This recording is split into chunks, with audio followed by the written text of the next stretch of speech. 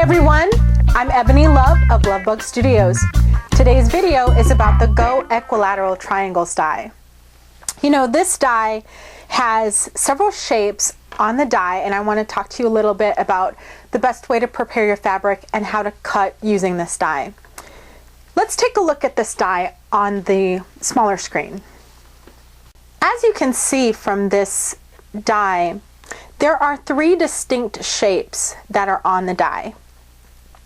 These shapes match to the Go Hexagons die, which has a 2-inch, a 3-inch, and a 5-inch hexagon on it, and these triangles, these equilateral triangles, match exactly with those hexagons. So if you wanted to make something like a star quilt, that's what you would use. This smallest shape is really intriguing to me, and this is the one that I'm going to demonstrate to you today. But what I've done is I've marked the outside of the blades with a silver Sharpie. As you can see, it shows up very nicely on the video. I've also drawn a perimeter around the outside edges of the shapes. And with that outside perimeter, I've also marked the size square that I drew. Now you'll notice that there's a lot more room on this die when I've marked the perimeter than I usually do on other dies. And the reason for that is because I think of this die as more of a die for using scraps. And so I wanted to outline shapes that most closely match the types of scraps that I store. So you can see here, this first one, I've marked a 2.5-inch square. This actually would just barely fit a 2-inch square. So a more perfect square would probably be around 2 1/4, but I don't cut 2 1/4 squares. So I'm going to say, you know what, I've got 2.5-inch squares cut. I'm just going to accept that amount of waste in order to get these smaller triangles. The next size up that I've drawn is a 3-inch square. I don't keep a lot of 3-inch squares on hand, but I do have them available, which I'll show you my scrap bins in a minute. And then this larger one, I could have marked this for a 4.5-inch square. I keep 4.5-inch strips available, but the marking a 4.5-inch square was actually really big, so I marked instead a 4-inch by 4.5-inch rectangle. It's up to you whether you want to mark your shapes this way or whether you just want to go ahead and do the 1/4-inch perimeter that we normally mark on our dies, as I've shown you in other videos. So let's talk a little bit more about what machines this die is compatible on. This particular die is perfect for the Go Baby. I've pulled out my Go Baby. I named her Joe. Joe the Baby Go. It's actually Joe the Go Baby, but I like Joe the Baby Go a lot better. And if you're wondering, these are vinyl stickers that I had made from a woman who has a shop on Etsy who does these great vinyl stickers. So I've labeled Joe so that if I take Joe to a die cutting workshop, everybody knows that Joe is mine.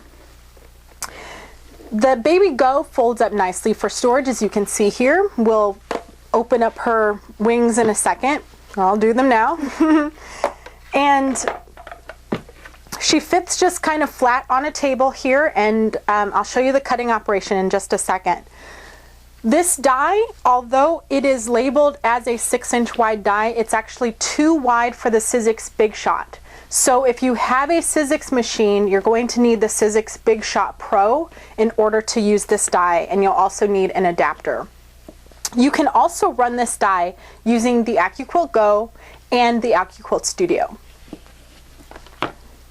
To use this die in the Go Baby, I've pulled out my 2.5-inch scrap bin. And in this scrap bin, I have just cuts that I've done before of 2.5-inch squares.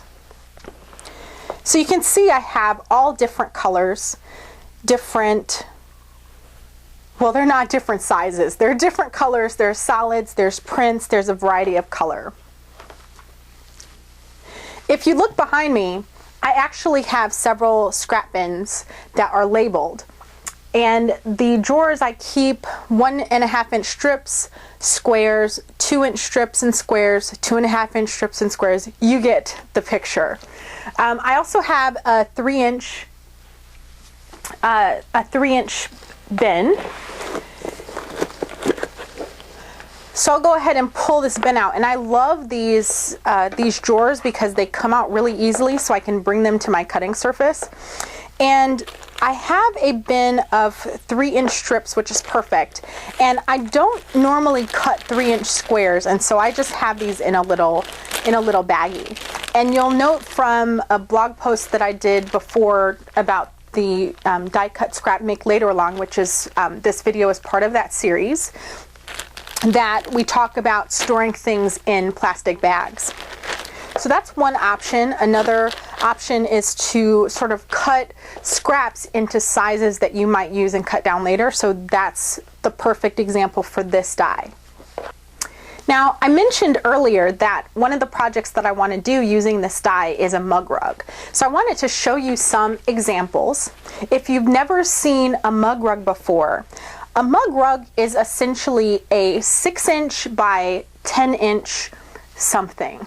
So I decided that I'm going to do a mug rug using these tiny equilateral triangles. So this is really going to be a challenge for me because I usually don't cut anything this small, but this should be pretty fun.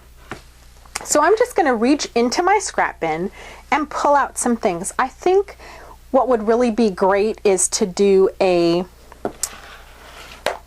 black, white, red, gray something. So I'm going to pull out a few of these.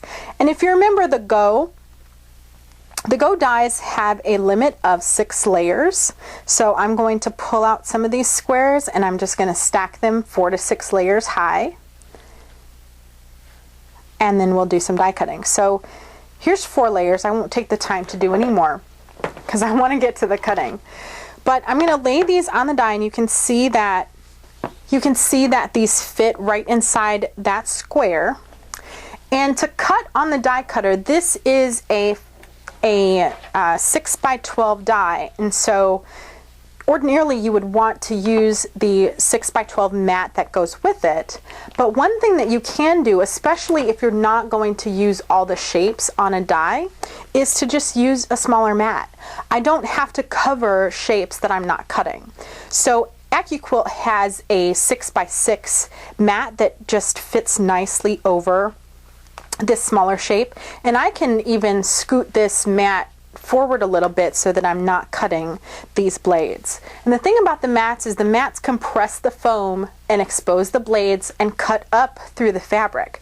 Where there is no mat, there's no pressure, and so the blades can't make contact with the roller. So this is perfectly fine to do, and it helps you to use a little bit more of your mats and kind of conserve them. So let me bring the die cutter over.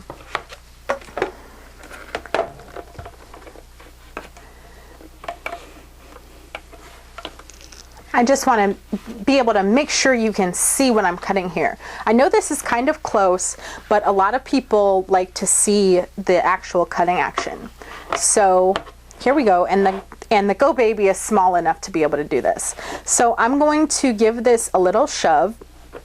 You can't see this from the back here, but the handle actually turns. If you give the die a little bit of a shove, the handle will come up in the direction that you're supposed to rotate the die. So once I've gotten that through, because there's no pressure, you can see the die goes through smoothly. Where there's no mat, there's no pressure. I'll move the Go Baby out of the way, and let's see what we ended up with. Ta-da! Oh my gosh, they're tiny. They're so tiny. This is going to be so much fun. I have been resisting actually sewing things with this. And so this is the waste that comes off. They are tiny little pieces. If you're into tiny piecing, you can certainly use those for something else. If you really don't want to waste 2.5-inch squares like that, then you can certainly measure this space and make your square a little bit smaller. But I am happy to waste that amount of fabric just to be able to make something with this project. So I'm just going to line these up. Isn't this adorable? I'm going to put this closer so that you can actually see it. I think it only takes 6 of these to go around, and of course I am not accounting for the seam allowance, so these wouldn't actually look like this with the space in the middle because of the seam allowance, but you can just see how tiny these little triangles are, and that's just going to be a fun project. And even if you were to just make, you don't even have to piece an entire mug rug out of these things. You could just line these up in a row, attach strips on either side, put in a little straight line quilting, and you'll have a cute little modern mug rug with a just a tiny little triangle detail. If I wanted to work with other scraps, I certainly could go ahead and take my 4 by 4.5, my 3-inch squares and use them on the die. I could also work with strips and accordion fold the strips on the die like I would normally. But the way that I see this die is really just using up scraps, cutting into my great 2.5-inch scrap bin, and coming up with a fun mug rug project. So I'm going to kit these up. So I've got some tiny little baggies here. So I'm actually going to put these away because I know myself, I'm going to want to sew them right away, but this is for later. This is the die cut scrap make later along. So these are going to go in this tiny little bag, perfect for these cute little shapes. In the bag they go, seal them up, and that's it. So I hope this video was helpful for you and you got a chance to see what this die can do, how you can use it to cut your scraps, and I hope that you'll get cutting soon. Please join the Facebook group DCSMLA for more pictures, and other folks are sharing things, they're sharing pictures, they're sharing their cutting experience, so it should be a lot of fun.